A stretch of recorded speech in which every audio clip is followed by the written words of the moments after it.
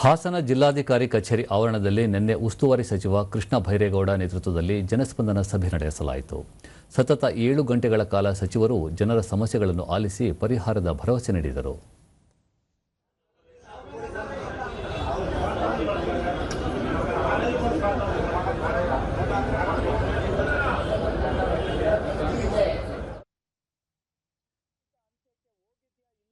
ಬಳಿಕ ಮಾಧ್ಯಮದೊಂದಿಗೆ ಕೃಷ್ಣ ಭೈರೇಗೌಡ ಅಧಿಕಾರಿಗಳು ಜನರ ಸಮಸ್ಯೆಗಳನ್ನು ಅಗತ್ಯ ವಿಳಂಬಿಸದೆ ಶೀಘ್ರ ಪರಿಹರಿಸಬೇಕು ಎಂದರು. ನ್ಯಾಷನಲ್ ಲೆವೆಲ್ದು ಒಂದು ಸಾಫ್ಟ್ವೇರ್ ಇದೆ, ಪ್ರೈಮ್ ಮಿನಿಸ್ಟರ್ ಆಫೀಸ್ಗೆ ಕೊಟ್ಟರು ಕೂಡ ಅದು IPGRS ಅಲ್ಲಿ ಎಂಟರ್ ಆಗುತ್ತೆ. ಆ ತರದ್ದು ಒಂದು ಸಿಸ್ಟಮ್ ಇರೋದ್ರಿಂದ ಅದರಲ್ಲಿ ಎಂಟರ್ ಮಾಡಿ ಇವುಗಳನ್ನ ಲಾಜಿಕಲ್ ಎಂಡ್ ವರ್ಗು ಹೋಗೋವರೆಗೂ ಫಾಲೋ ಅಪ್ ಮಾಡ್ತೇವೆ. ಇನ್ಮೇಲೆ ವಿಲೇನು ಮಾಡ್ತೇವೆ. ಮ್ಯಾಕ್ಸಿಮಮ್ 1 ತಿಂಗಳೊಳಗಡೆ ಇವೆಲ್ಲಾನು ಕೂಡ ವಿಲೆ ಮಾಡೋ ಪ್ರಯತ್ನ ಮಾಡ್ತೇವೆ.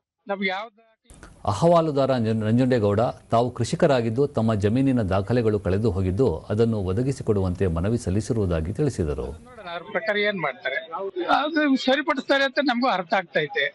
ಮಾಡಬೇಕು ಅಂತ ಅವರಲ್ಲಿ ಇದೆ, ಯಾಕೆ ಬಡವರು ಬಗ್ರು ಬಹಳ ಇದ್ದಾರೆ, ಅದರಿಂದ ಮಾಡ್ಕೊಡಿ ಅಂತ ಹೇಳ್ತಿದ್ದಾರೆ, ಕೇಳ್ಕೊತಾರೆ. ಮತ್ತೋರ್ವ ಸ್ಥಳೀಯ ನಾಗೇಶ್ ತಮ್ಮ ಜಾಗದ ಸಮಸ್ಯೆ ಬಗೆಹರಿಸುವಂತೆ ಕೇಳಿಕೊಳ್ಳಲಾಗಿದೆ ಎಂದು ತಿಳಿಸಿದರು.